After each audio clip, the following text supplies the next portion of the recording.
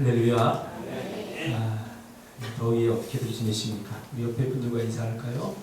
여름은 원래 덥습니다. 여름은 원래 더워요.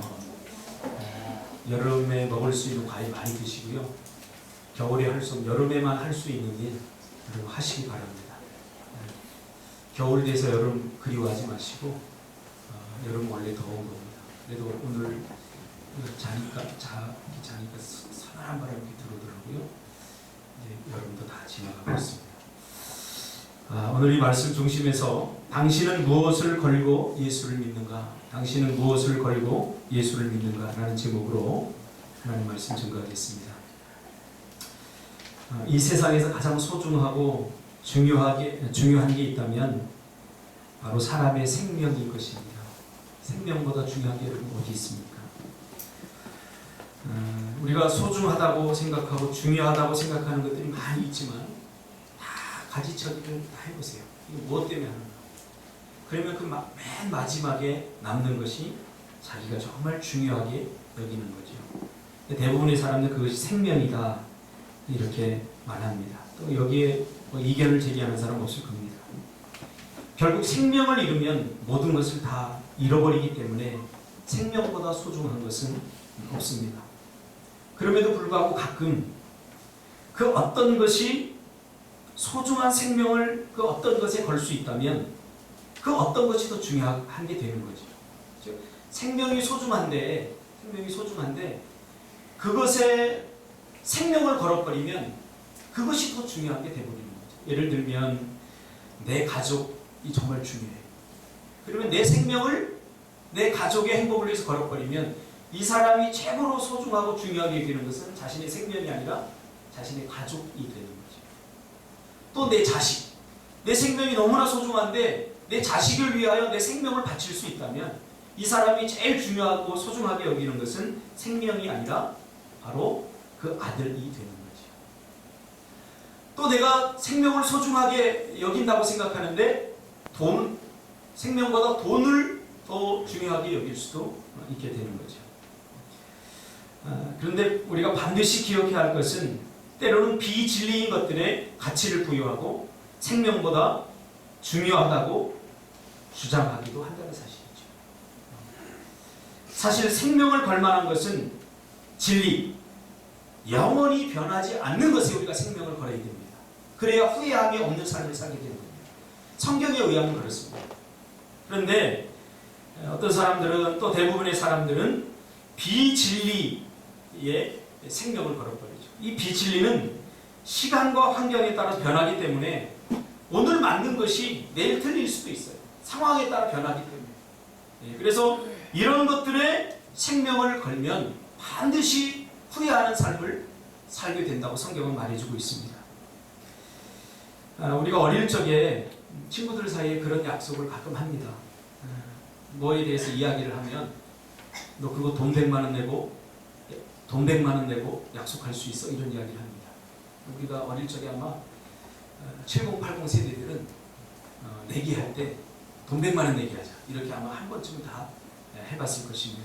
왜냐하면 돈 100만 원은 우리 어릴 적 눈에 가장 큰 가치 중에 하나였죠. 돈 100만 원. 그렇죠? 그래서 확실한 결과에 대해서 장담할 수 있을 때 우리 돈 100만 원 걸고 내기하자. 이렇게 하곤 했습니다. 돈 100만 원을 걸 수 있다면 걸 수 있어 라고 말하고는 여기서 모든 참과 거짓이 다 결정이 되는 거예요. 야, 너 그 말에 책임질 수 있어? 돈 100만 원 낼 수 있어? 그러면 거짓말이야. 이렇게 혹은 정말 걸 수 있어. 그러면 그것이 진실이 되는 거죠. 성경은 참신앙과 거짓신앙이 분명히 존재함을 말해주고 있습니다. 그렇다면 참신앙과 거짓신앙이 존재한다면 그것을 가르는 기준이 무엇이 될 수 있을까요? 돈 100만 원 내가 가장 소중하게 여기는 그 어떤 것? 아닙니다. 참신앙과 거짓신앙이 존재한다면 그것을 가르는 그 중심에는 바로 믿음이 있습니다. 복음을 받아들이는 믿음이 있으면 그 신앙은 참신앙입니다. 자, 그런데 여기에 또 문제가 생깁니다. 왜냐하면 전부 예수를 믿는다고 말합니다. 여기에 있는 모든 우리 꿈틀교회 성도들이 다 예수를 믿고 천국에 갔으면 좋겠지만, 그러나 이 중에 혹시 한 사람이라도 예수를 믿지 않는 사람이 있다면 그 사람은 참신앙, 구원에 이르는 참신앙을 갖지 못한 자입니다. 그러기에 교회에서는 항상 참신앙과 거짓신앙을 구분하여서 우리의 영적 상태를 분별하는 것이 굉장히 중요합니다. 그래서 구원 받으셨습니까? 묻는 것에 대해서 기분 나빠할 이유가 하나도 없습니다. 왜요? 구원 받았으면 저 구원 받았습니다. 너무 감사합니다. 이렇게 말하면 되고, 구원 받았습니까? 라고 말하는데 괜히 신경질 낼 이유가 없잖아요. 그렇죠? 그거예요. 우리 준석 집사님, 사람 맞죠? 원숭이 아니죠? 네. 사람 맞습니까? 네, 사람입니다. 기분 나쁩니까? 제가 묻는 거? 안 나쁘죠? 그럼 사람입니다 라고 말하면 되는 거예요. 이 구원에서도 마찬가지입니다. 복음을 받아들이는 믿음이 있으면 그 신앙은 참신앙입니다. 그런데 전부 다 예수를 믿는다고 말하는 그런 현실 속에서 믿음의 검증이 필요합니다. 믿음은 검증이 필요한 거죠. 구약시대에도 참 선지자와 거짓 선지자를 구분하는 그런 기준에 대해서 엘리야가 말해주고 있죠. 전부 다 자기가 참 선지자라고 말해요. 누구를 믿어야 돼요? 어떻게 믿어야 돼요? 내가 하나님께 기도하고 응답받았다. 저 선지자도 하나님께 응답받았다. 둘 중에 하나는 가짜예요. 그래서 엘리야는 참 선지자와 거짓 선지자를 구분할 수 있는 그 기준에 대해서 이야기해주고 있어요. 오늘날 우리도 마찬가지입니다. 뭐 괜히 믿음 없는 사람 기죽이고 믿음 없는 사람 비난하기 위해서가 아니라 우리의 신앙을 점검하는 차원에서 믿음은 검증이 필요하다는 사실입니다. 과학적 검증이 아니라 성경에 기초한 검증. 이 믿음이 있어야 산을 옮길 만한 믿음인가, 구원에 이르는 참 믿음인가 아닌가, 이것이 결정이 됩니다.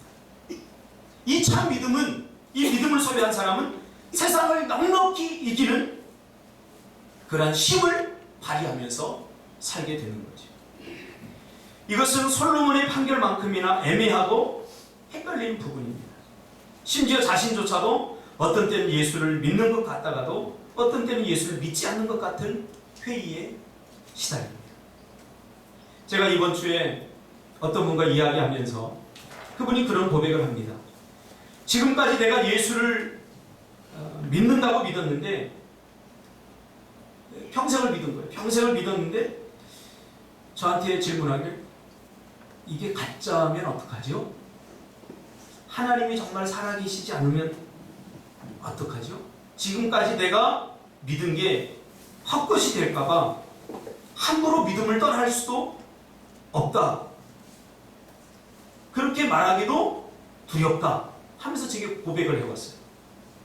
그래서 애써 자신은 구원받았고 그렇게 믿으면서 살고 싶다는 거예요.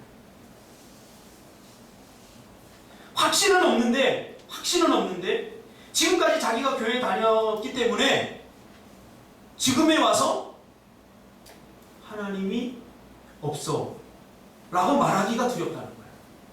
나는 구원받은 믿음을 가지고 있어, 이렇게 말하고 싶다는 거죠. 확신은 없는데 그렇게 믿고 싶은다고 믿어지는 것이 아닙니다. 그러면서 성경과 하나님에 대한 끊임없는 의심과 회의에 자신을 시달리고 있다고 저한테 솔직하게 고백했습니다. 이분은 교회에 오랫동안 다녔고 또 교회에서 중요한 리더십이고 또 교회에서 큰 일을 감당하는 분입니다. 구원은 세례를 통해서 얻는 것이 아닙니다. 혹은 받고 싶다고 받는 것이 아닙니다. 그럼에도 이분은 끊임없이 의심에 시달리면서 구원의 감격과 기쁨이 없는 채로 신앙 견디기를 자신이 하고 있다고 하면서 그런 자신을 보면서 자신이 힘들다고 그렇게 저한테 고백했습니다. 저는 너무나 안타까웠어요. 제가 구원을 줄 수 있는 그런 역할을 할 수 있다면 제가 주고 싶었어요. 그분이 지금까지 믿음 생활을 해온 것을 제가 다 이렇게 더듬어서 추적해 보니까 정말로 교회 헌신도 많이 하고 많은 사람들을 섬겼어요. 그래서 이 구원에 관해서 말하기가 두려웠던 거예요. 지금까지 누구한테? 혹시 자신이 구원받지 못하면 어떡하나? 그래서 실제로 구원받은 것이 아니라 자기가 구원받았다고 믿고 싶은 거죠. 그렇게 지금까지 온 거예요. 저는 이 문제가 다만 이분만의 문제가 아니라고 저는 생각합니다. 저도 그런 것에 오랫동안 시달려 온 사람이었고요. 또 오늘날 교회 안에 많은 성도들 중에 누구에게는 공식적으로 떠놓고 이야기할 수 없지만, 드러내놓고 이야기할 수 없지만, 나 구원에 확신이 없어 라고 말할 수는 없지만, 여전히 하나님에 대해서 의심하고 또 회의하면서 구원의 감격과 기쁨을 잃어버린 채 신앙 버티기를 하고 있는 사람들이 혹시 있을 수도 있기 때문입니다. 그럼 도대체 무엇이 문제일까요? 오늘 본문을 살펴보면서 참 믿음이 무엇인지를 발견할 수 있게 되기를 주님의 이름으로 축복합니다. 아합이 통치하던 시대의 이스라엘은 영적으로 가장 컴컴하고 암흑기면서 동시에 세상적으로는 가장 번영했던 시대입니다. 그러니까 성경을 읽으면서 우리는 두 가지 뷰포인트를 가져야 돼요. 하나는 세상적인 관점과 하나는 영적인 관점을 가져야 돼요. 이 아합은 이스라엘 역사 가운데 가장 악한 왕이었는데, 그러나 세상적으로 볼 때는 가장 성공한 왕이에요. 물질적으로, 또 경제적으로, 정치적으로, 군사적으로 가장 번영을 이루었던 왕 중에 하나입니다. 그런데 하나님은 이 아합이 통치하던 시대에 가장 암흑기라고 선지자를 통해서 이야기하고 있는 거죠. 그래서 선지자들이 그토록 죄를 지적하고 돌이킬 것을 권면하였지만, 그런 선지자들을 오히려 거슬린다고 잡아 죽일 만큼 폐역하고 완악한 그러한 시대였습니다. 그 시대를 대표해주는 대표적 아이콘이 바로 극심한 가뭄이라는 표현입니다. 극심한 가뭄. 엘리야의 기도를 통해서 3년 6개월 동안 이 땅에 비가 오지 않게 되자 심각한 가뭄이 오게 됩니다. 가뭄이 오게 됩니다. 우리나라는 불과 몇 개월 비가 내리지 않더라도 그 수백만 톤 저장했던 저수지들이 쫙쫙 갈라지고 그런 것을 우리가 볼 수 있지 않았습니까? 그런데 이 저수 시설이 되어 있지 않았던 이 고대근동화 시대 이 시절에 그때그때의 비에 따라서 때를 따라 돕는 비가 없으면 농사만 먹고 다 이게 힘든 상황에 3년 6개월 동안 비가 오지 않았다는 것은, 여러분, 이것은 말할 수 없는 황폐를 가져오게 되는 거죠. 이 극심한 가뭄은 이스라엘 백성들의 영적인 상태를 우리에게 반영해 주고 있습니다. 우리 마음에 있는 것을 우리가 잘 깨닫기를 거부해요. 사실은 깨닫지 못하는 게 아니라 우리가 깨닫지 않으려고 해요. 왜? 깨달으면 헌신해야 되고, 깨달으면 뭔가 하나님이 요구하는 것에 맞게 순종해야 되기 때문에 그것이 두려운 거죠. 그렇기 때문에 잘 일부러 구약에 보면 선지자를 통해서 이스라엘 백성들에게 하는 선지자들이 많이 나오는데, 너희들 일부러 듣지 않는다, 귀 닫았다, 일부러 귀를 막고 있다, 그런 표현을 씁니다. 온 이스라엘은 곡식 하나 찾아볼 수 없게 텅텅 비게 됩니다. 여러분, 곳간에서 인심이 난다고 먹을 것이 없어지면 사람들의 인심도 더 사나워집니다. 먹을 것이 없으면 이 생존의 문제에 걸려있기 때문에 사람들은 그 밑바닥에 있던 진짜가 나오는 거죠. 결국 내가 살아야 너도 살지, 이렇게 됩니다. 그러니까 가장 이기적이고 가장 자기 중심적으로 변하게 되는 거예요. 이 파이도 넉넉해야 나눠 먹을 수 있는 사람이 많아야, 나눠줄 게 많아야 서로 뭐 양보도 하고 뭐 하는데, 이거 안 먹으면 내가 죽는다고 생각하면 그때부터 자기 진심이 나오게 되는 거죠. 하나님이 잠시 은혜를 거두어 드리면 우리의 내면과 우리 인생은 이렇게 됩니다. 한패하게 됩니다. 이런 와중에서도 하나님은 당신을 전적으로 믿고 의지하는 자들을 까마귀를 통해서 먹이심을 엘리야를 통해서 보여주고 있지요. 하나님은 그리 시내가에서 17장 5절에 보면 엘리야를 먹여 살리는 것을 보게 됩니다. 그가 여호와의 말씀과 같이 하여 곧 가서 요단 앞 그리 시내가에 머물매. 6절에 까마귀들이 아침에도 떡과 고기를, 저녁에도 떡과 고기를 가져왔고 그가 시냇물을 마셨다. 참 동화 같죠, 동화. 이 이야기를 들으면 이 믿음이 잘 안 생겨요. 그래서 어떤 신학자들은 이 까마귀가 그냥 상징적이지 어떤 사람들이 떡을 가져다 준 거지 어떻게 까마귀가 떡과 이걸 물어다 주느냐. 그래서 성경을 좀 무식하게 보지 말라 그렇게 해석하는 사람도 있습니다. 그러나 저는 이 말씀을 고지고대로 믿습니다. 하나님은 하실 수 있습니다. 까마귀가 아니라 돼지를 통해서도 하나님 먹이실 수 있습니다. 자꾸 우리가 신앙생활하면서 하나님 말씀을 고지고대로 믿지 못하고 하나님 난처할까봐 자기 우리가 피할 것을 자꾸 마련해 놓아요. 그거 믿음 아닙니다. 하나님이 우리를 코너로 몰면 코너까지 가야 됩니다. 7절 얼마 후에 그 시내가 마르니라. 그나마 시내가를 파서 보이는 물을 마실 수 있었는데 이제 그것마저 마르죠. 하나님이 가라고 한 그 그리 시내가에 이제 더 이상 마실 물이 사라지게 됩니다. 그래서 하나님께서는 이제 이 사건 이후에 엘리야에게 시돈에 속한 사르밧으로 가서 거기 머물라 라고 말을 하죠. 그러면서 그곳에 가면 한 과부가 있을 것인데 그 과부가 내게 음식을 주도록 하겠다 라고 말씀합니다.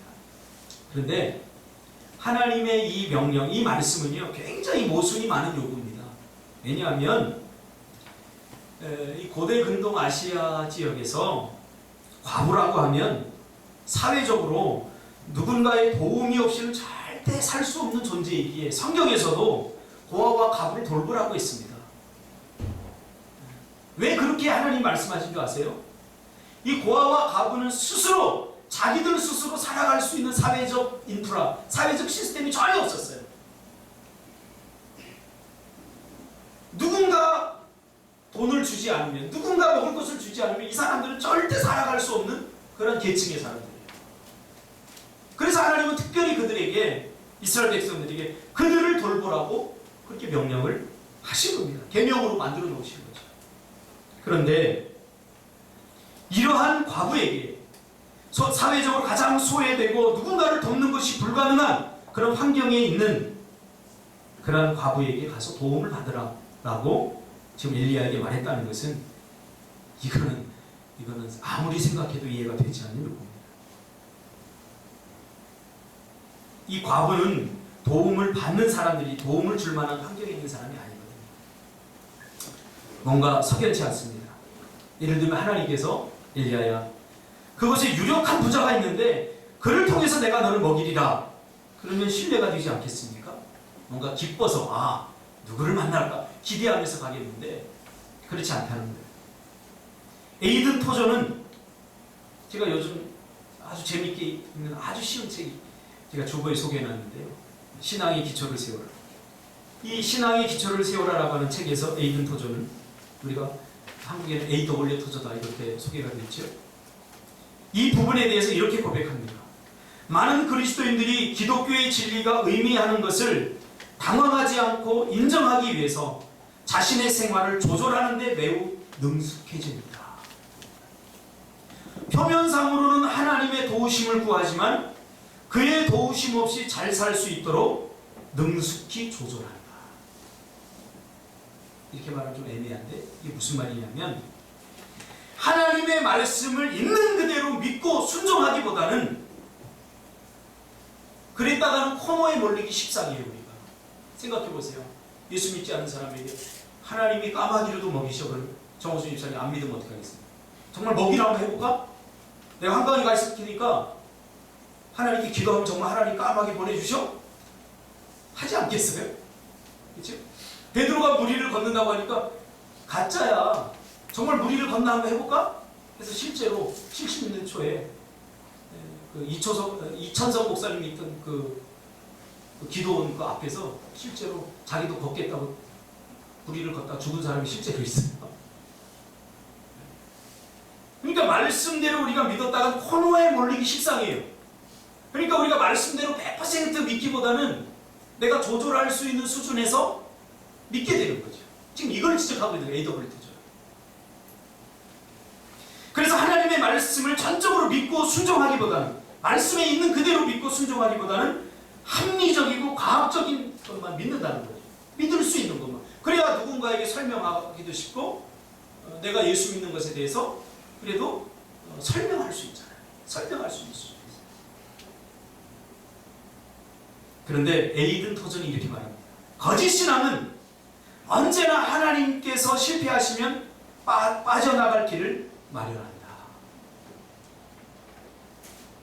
참 믿음은 한 길밖에 모르며 제2의 길이나 임시 통변으로 대체할 수 있는 것을 빼앗긴데도 신경 쓰지 않는다.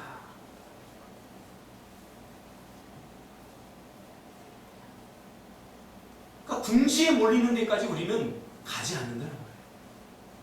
정말 하나님을 믿으면 다니엘처럼 사자굴에서 우리를 건져주셔? 그래 하고 믿는 사람 정말 사자굴이 들어가죠. 그러나 혹시 하나님이 안 살려주면 어떡하지? 지금도 살려주시나? 그건 구약에나 있었던 일이지. 그건 성경에나 나오는 이야기지. 오늘 현실 속에서 그것이 정말 이루어져? 이때 문제가 생기는 거죠. 그래서 빠져나갈 구멍을 적당히 열어놓고 설명할 수 있는 선에서, 감당할 수 있는 선에서 믿어드린다는 거죠. 지금 이걸 지적하고. 왜? 고지것대로 믿다가는 우리 궁지에 몰리기 쉽습니다. 제가 어릴 때도 그랬어요. 제가 예수 믿고 하나님을 인격적으로 만나고 나서 전도할 때 되면 세상 친구들이 항상 물어요. 야, 정말 엘리야가 기도하면 3년 6개월 동안 비가 안 와? 너 기도해봐. 3년 6개월 동안 안 오면 빠져나갈 구멍이 없는 거예요.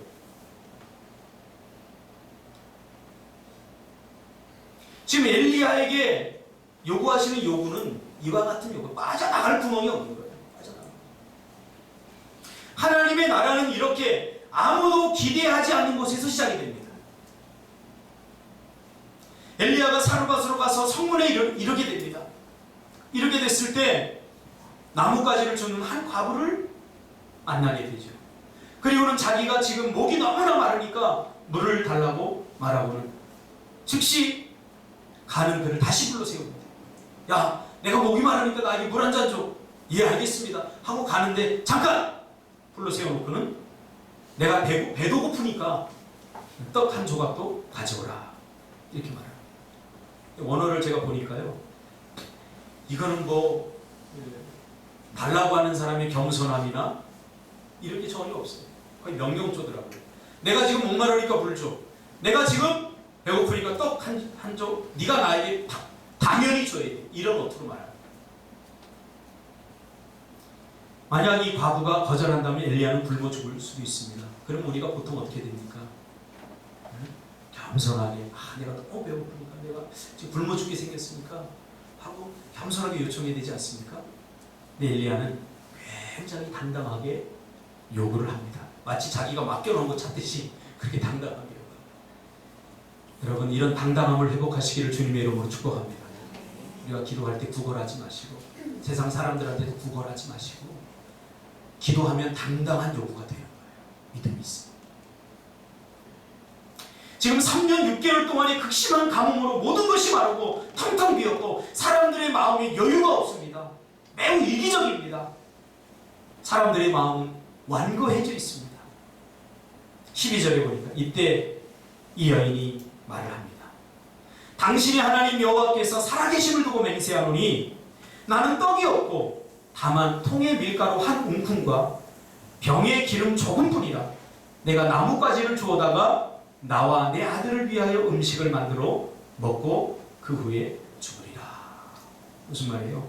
그거 먹고 자살한다는 이야기가 아니라 이게 마지막 남은 것이고 또 더 이상 내가 구할 수 있는 데도 없고 사람들도 이제 나에게 나 같은 이 과부에게 더 이상 관심이 없어서 이제는 너무 가뭄이 극심해서 이게 내가 지금까지 보관했던 마지막 양식이다. 이렇게 이야기하는 거죠. 왜 이렇게 이야기하겠어요? 지금 호소하는 거죠. 이런 데도 달라는 거야? 이런 거죠. 옛날에 제 친구들이 자주 썼던 말입니다. 설교 시간에 이거 써도 될지 모르겠어요. 그지 똥구멍에 콩나물을 빼먹어요. 그런 거 있습니다. 지금 누구에게 지금 뭐를 요구하는 거예요, 도대체? 뭘 요구하는 거예요? 없다는 거예요. 자신의 처지를 있는 그대로 말합니다. 내가 누구를 도와줄 상황이 아닙니다. 지금 나도 이제 죽게 생겼습니다. 하고 호소를 합니다. 이렇게 호소한 것은 자신 때문이 아닙니다. 자신에게는 사랑하는 아들이 있었기 때문이죠. 이제 이 여인에게 가장 소중한 것은 밀가루였습니다.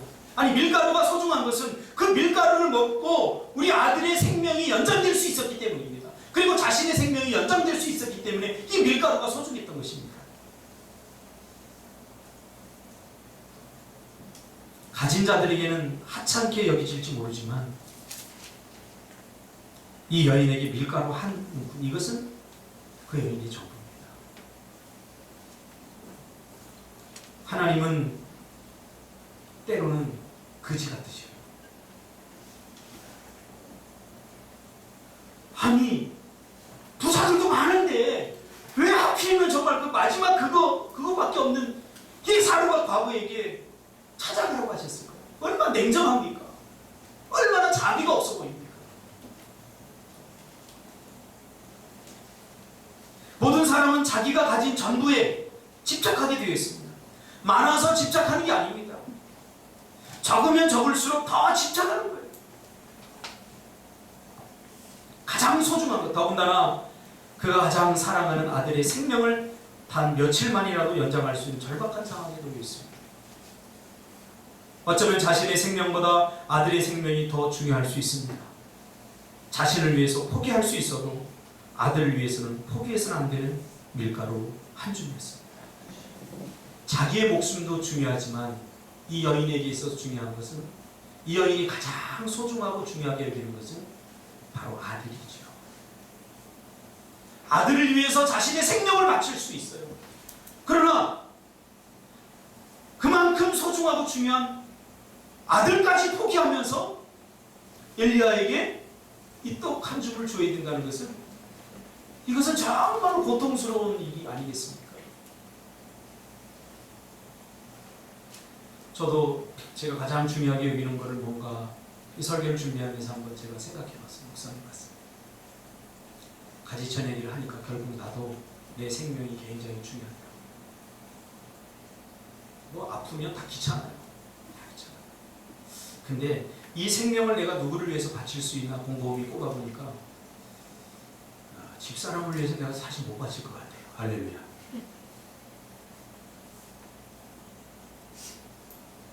근데 망설이시더라고요. 아직 결론은 안 났어요. 내가 정말 집사람을 위해서 내 생명 바칠 수 있을까? 바칠 수 있을 것 같다가 한참 생각해 보니까 못 바칠 것도 같고, 아직 거기에 대해서 결론이 안 났는데, 주저없이 내가 바칠 수 있는 우리 애들을 위해서 바칠 수 있다. 우리 애들을 위해서는 내가 내 생명을 바칠 수 있다. 그러니까 내가 가장 소중하게 여기는 것은 결국 우리 애들이에요. 하나님께서 아브라함에게 왜 이삭을 요구했을까요? 아브라함은 자신의 생명도 소중했지만 아브라함이 더 중요하게 여기는 것은 이삭이었기 때문에.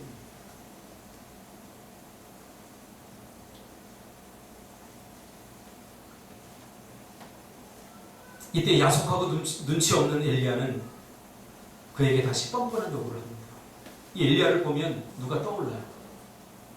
김성창 목사가 떠올라요. 되게 뻔뻔하게 요구를 합니다.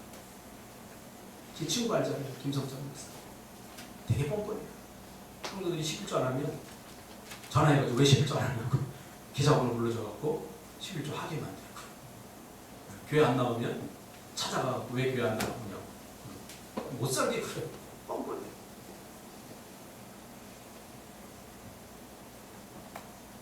이때 우리는 하나님께 상처받지 않겠습니까?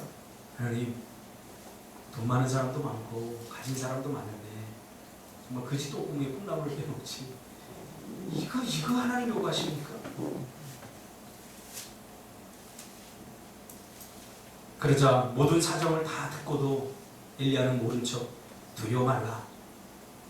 가서 내 말대로 하려니와 먼저 그것으로 나를 위하여 작은 떡 한 개를 만들어 내게로 가져오고 그 후에 너와 네 아들을 위하여 만들라.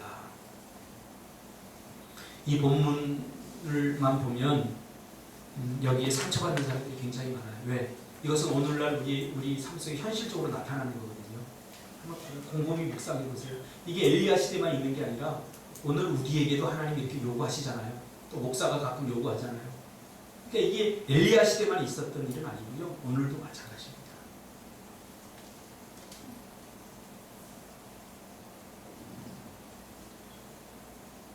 이번 주에 제가 성경학교를 이렇게 하면서 보고 참 안쓰럽더라고요. 교사님. 안쓰러운데 재정이 좀 뭐 이렇게 마이너스가 된다고. 그래서 제가 김태한 집사를 불러놓고 제가 혼냈어요. 이제 죽도록 고생하고 왔는데 위로와 격려를 못 해주면서 왜 일을 이따위로 하냐. 그래서 제가 혼냈죠. 아, 어제 혼났잖아.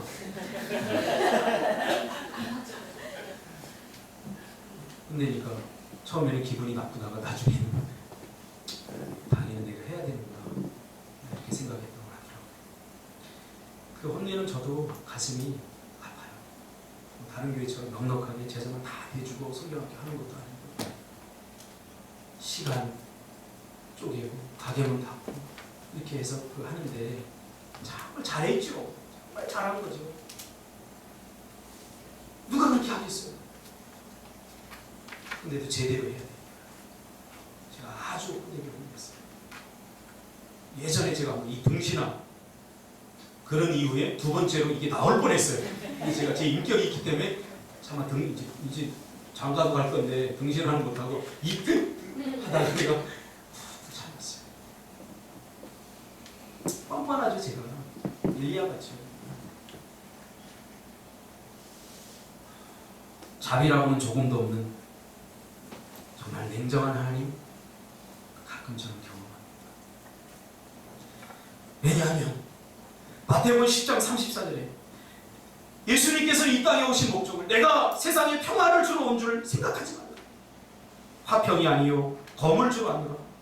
내가 온 것은 사람이 그 아버지와 딸이 어머니와 며느리가 시어머니와 불화하게 하려 함이니 사람의 원수가 자기 집안 식구니라. 아버지나 어머니를 나보다 더 사랑하는 자는 내게 합당하지 아니하고 아들이나 딸을 나보다 더 사랑하는 자도 내게 합당하지 아니하며. 아브라함이 여기에 걸려버린 거예요. 아브라함은 자신의 생명까지도 하나님을 위해 드릴 수 있었지만 정작 자신의 생명을 드리겠습니다 라고 말하면서 더 소중한 것을 뒤에 감춰놨던 거죠. 그게 이삭이었어요. 하나님은 질투의 하나님, 하나님만을 사랑하기 원합니다. 그러면서 또 자기 십자가를 지고 나를 따르지 아니하는 자도 내게 합당하지 아니하며. 만약 이 약속이 없으면 맞습니다. 그런데 이 약속이 분명히 주어졌어요. 그 다음에 하나님의 축복은 약속의 형태로 주어지죠. 만약 그렇게 하면 그 떡을 마지막 그 남은 그 밀가루를 반죽해서 떡을 만들어 나에게 대접하고 하면, 그렇게 하면 14절에 이스라엘의 하나님 여호와의 말씀이 나 여호와가 비를 지면에 내리는 날까지 그 통의 가루가 떨어지지 아니하고 그 병의 기름이 없어지지 아니하리라 하셨느니라. 할렐루야. 이래서 믿음은 도전인 것입니다. 머릿속에서 아무리 머리를 굴려야 다 아무 의미가 없어요. 이래서 믿음은 해야 됩니다. 하나님의 말씀이 그렇다고 믿어지면 움직여야 됩니다. 그리고 말씀대로 살아야 됩니다. 믿음은 도전이에요. 안전한 것을 선택하는 안전한 선택이 아닙니다. 자기의 빠져나갈 구멍을 그리고 대안을 마련해놓고 하나님 믿는 게 아니에요.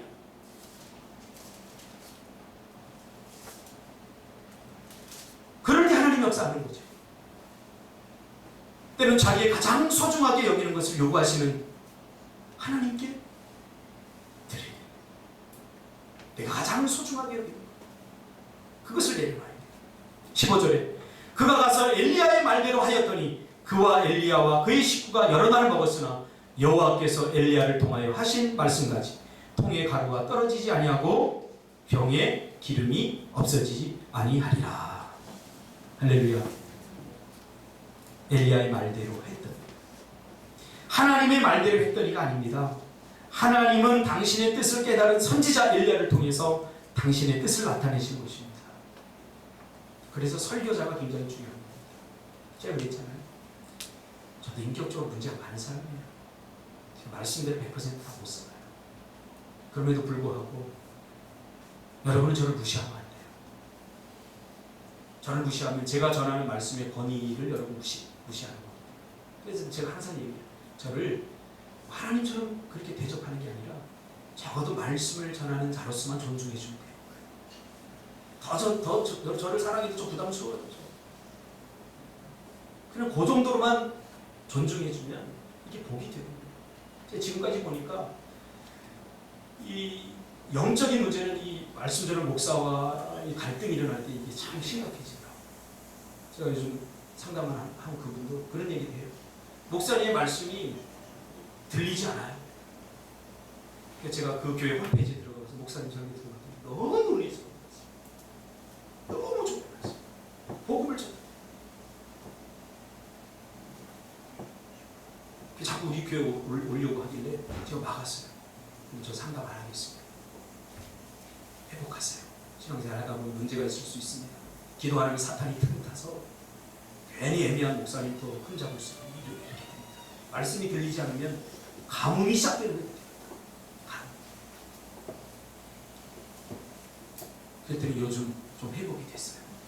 그래서 여러분 성경학교도 너무 즐겁게 하고 그때 목사님 말씀 듣기 너무 잘했어요. 저한테 그렇게 이해하면 얼마나 감사하죠. 저도 성도가 적기 때문에 이 상담을 제가 무료로 해주거든요. 해주면 양심 있는 사람들은 조금 사례비도 줘요. 공짜네? 그런 사람들은 자기 회복되면 이렇게 입 딱 닫고 가버려요.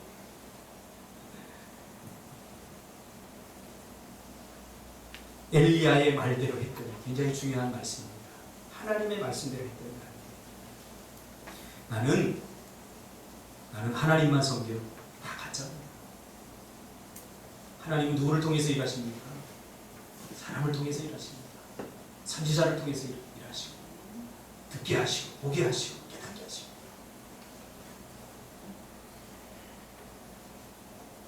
엘리야가 불쌍한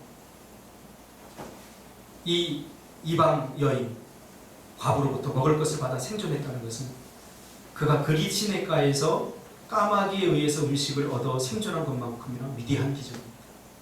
그러니까 이 열왕기상은 까마귀와 사로가 과부를 병의 부족을 일으키죠. 그러니까 좀 기분 나쁜 이야기지만 이 과부는 까마귀의 수준으로 지금 성경 기자는 이렇게 대조를 병행을 일으키게 하는 거죠. 그만큼 희망이 없는 이 여인에게서 한 선지자의 생명이 연장되는 것을 보게 되는 거죠. 자신도 힘들고 어렵지만 곤궁에 처한 한 사람을 어떻게 대하는가가 중요합니다. 서로가 서로를 대하는 자세와 태도에 의해서 이 문제가 해결되지 않습니까? 만약 사로가 과부의 마음이 완악해서 이 선지자를 못 본 채 했다면, 내가 더 중요하고 못 본 채 했다면 성경의 하나님의 약속이 이루어지지 않죠. 마태복음 5장, 긍휼히 5장 7절, 긍휼히 여기는 자는 긍휼히 여김을 받게 된다. 여러분, 내가 긍휼히 여김을 받지 못하는 것은 내가 누군가를 긍휼히 여기지 않기 때문이라고 한번 생각해 본 적이 있나요? 다른 사람 탓하기 전에 나 자신을 돌아볼 필요가 있어요. 그러면서 마태복음 7장 12절에 그러므로 무엇이든지 남에게 대접받고 싶은 대로 너희도 남에게 대접하라. 이것이 율법이요 선지자니라.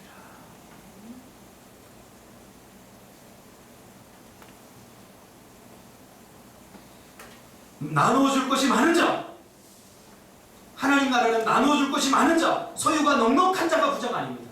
하나님의 나라의 부자는 아주 작은 것이라도, 이거 오늘 먹고 내가 내 인생이 끝난다 할지라도 그 작은 것 하나라도 나누어주는 자가 하나님 나라의 부자입니다.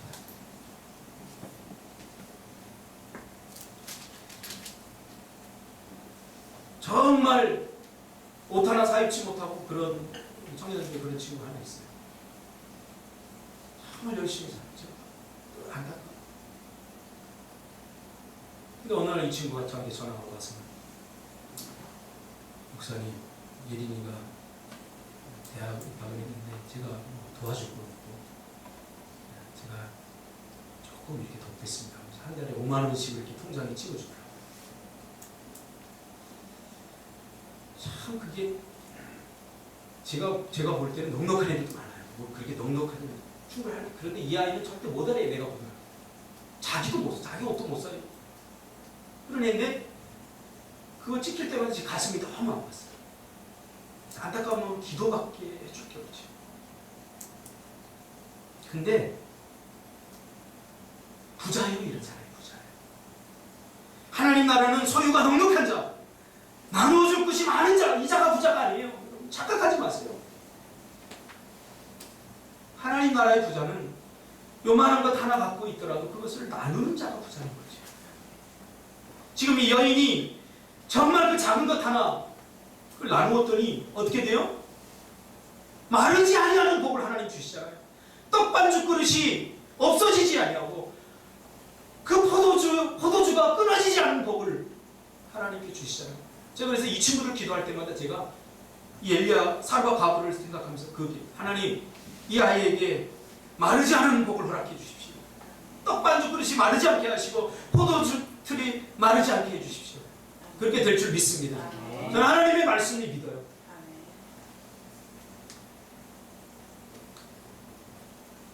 신앙은 관계가 전부입니다.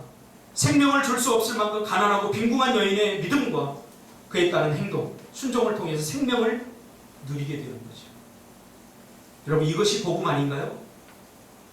큰 기쁨의 좋은 소식 아닌가요?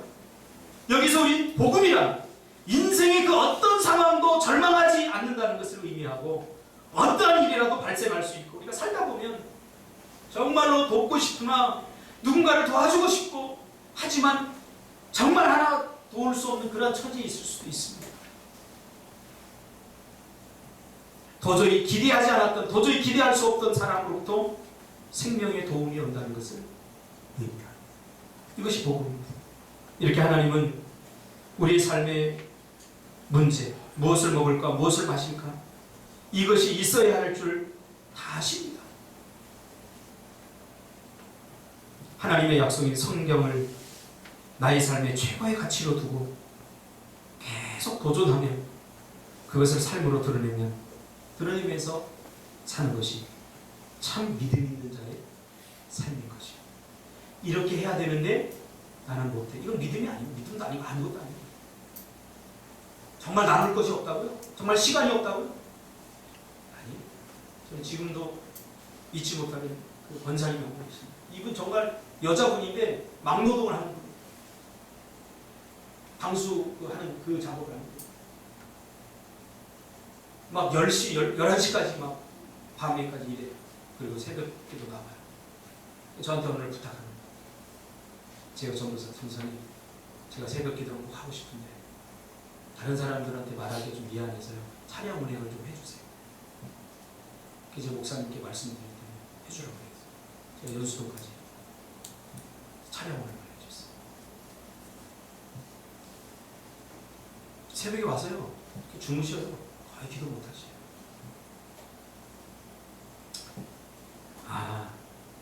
없어서 못하는 게 아니라 마음이 없어서 못하는 거예요. 시간이 없고 물질이 없고 재능이 없고 없어서 못하는 게 아니라 마음이 없어서 못하는 거예요. 우리 사르밧 가보세요. 그 작은 것 하나 그거라도 하나님께 드립니다. 오늘 사르밧 가부처럼 내가 가장 소중히 여기는 것, 그것을 포기할 때 자신의 아들보다 정말 사랑하지만 죽고자 할 때, 포기하고 내려놓을 때 살 길이 열리게 되는 거죠. 이게 성경입니다. 누가복음 17장 34절. 무릇 자기 목숨을 보존하고자 하는 자는 잃을 것이요 잃는 자는 살리라. 이게 성경입니다.